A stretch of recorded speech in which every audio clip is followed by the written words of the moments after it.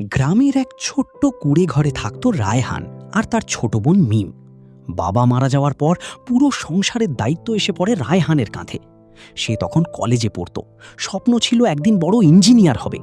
কিন্তু দারিদ্র্যের কাছে স্বপ্ন হার মেনে যায়। ছোট বোন মিম পড়াশোনায় খুব ভালো ছিল, তাই রায়হান সিদ্ধান্ত নেয় নিজের জীবন শেষ হলেও বোনকে ডাক্তার বানাবে। সেই দিন থেকেই সে বই খাতা ছেড়ে ইট ভাটায়, বাজারে, পরে শহরের গার্মেন্টসে কাজ শুরু করে। সকাল থেকে রাত পর্যন্ত কঠোর পরিশ্রম করেও সে কখনো নিজের জন্য নতুন জামা কিনতো না, কিন্তু মিমের বই, কোচিং আর হস্টেলের টাকা ঠিকই পাঠাতো। মিম শহরে মেডিকেলে ভর্তি হওয়ার পর ধীরে ধীরে বদলে যেতে থাকে। নতুন বন্ধু, নতুন পরিবেশ আর বড় লোকদের সঙ্গে চলাফেরা করতে করতে সে গ্রামের গরিব ভাইকে নিয়ে লজ্জা পেতে শুরু করে। অন্যদিকে রায়হান প্রতিদিন কষ্টের টাকা জমিয়ে বোনের ভবিষ্যৎ গড়তে ব্যস্ত ছিল। অনেক রাত না খেয়ে থেকেছে, অসুস্থ শরীর নিয়ে কাজ করেছে, তবুও কখনো মনকে বুঝতে দেয়নি তাদের কষ্টের কথা। গ্রামের মানুষ বলতো, এমন ভাই আজকাল দেখা যায় না। কিন্তু রায়হান শুধু হাসতো আর বলতো, আমার বোন একদিন বড় ডাক্তার হবে, তখন সব কষ্ট শেষ হয়ে যাবে।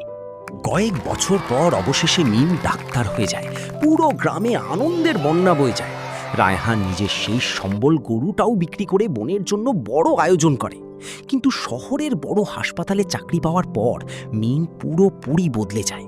একদিন রায়হান ছেঁড়া শার্ট পরে বোনের হাসপাতালে তাকে দেখতে যায়। সেখানে অনেক ডাক্তার আর নার্সের সামনে মিম লজ্জায় মুখ ফিরিয়ে নেয়। রায়হান কাঁপা গলায় বলে, মিম, আমি তোর ভাই। কিন্তু মিম ঠান্ডা গলায় বলে, আপনি ভুল করছেন, আমি আপনাকে চিনি না। কথাটা শুনে রায়হানের বুকটা ভেঙে যায়। হাসপাতালের সবাই অবাক হয়ে তাকিয়ে থাকে, আর রায়হান নিঃশব্দে সেখান থেকে বের হয়ে যায়। সেদিন রাতে প্রবল বৃষ্টির মধ্যে রাস্তার পাশে বসে রায়হান শুধু কাঁদছিল। তার চোখের সামনে ভেসে উঠছিল ছোট্ট মিমের মুখ, যাকে কোলে করে স্কুলে নিয়ে যেত সে। ঠিক তখনই মিমের পুরনো এক বান্ধবী তাকে সত্যিটা বলে দেয়। রায়হান নিজের পড়াশোনা, নিজের জীবন, এমনকি নিজের চিকিৎসার টাকাও ত্যাগ করেছিল শুধু মিমকে মানুষ করার জন্য। কারণ কয়েক মাস আগেই ডাক্তার দেখিয়ে রায়হান জানতে পেরেছিল তার শরীরে মারাত্মক রোগ বাসা বেঁধেছে।